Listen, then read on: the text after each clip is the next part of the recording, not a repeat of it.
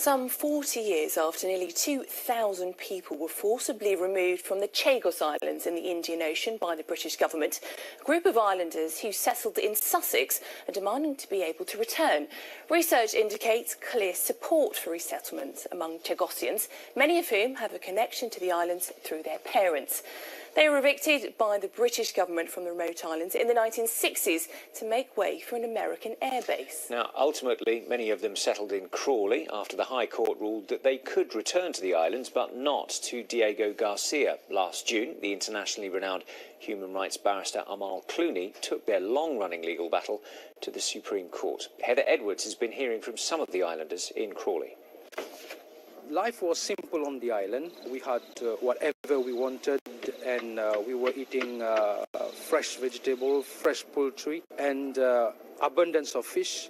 Remembering a very different kind of life, this is the president of the Chagos Islands. He was forcibly removed from his home as a child and now lives in exile in Crawley with his wife and family. But they still dream of returning. My mum, she was born there, and it would be great for my child to know the lifestyle they had in the past. So yeah, it's a big decision for us. Well, it's currently 28 degrees and sunny in the islands of Chagos. Very different to a cold winter's day here in Crawley. But currently, this is where thousands of people from the islands are currently living. But they're living here in exile.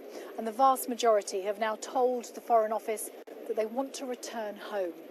The right of return is very important for us because without our homeland we don't feel secure, and also we don't feel at home wherever we will be in this world, only at home. We will fight for our rights to go back home. The Chagos Islanders have fought a long legal battle for the right to return home and have some high-profile support from the TV presenter Ben Fogle and the human rights lawyer Amal Clooney.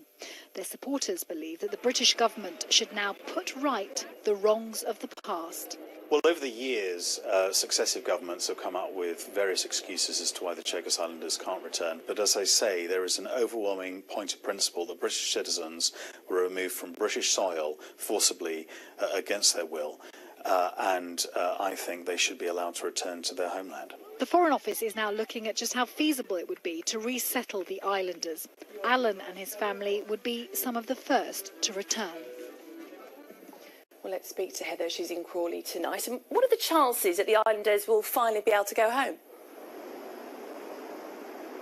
Well, Bryony, their supporters say that this is the best chance they've had in 40 years.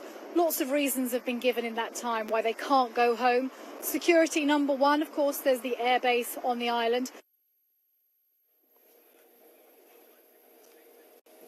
£1 million to reset.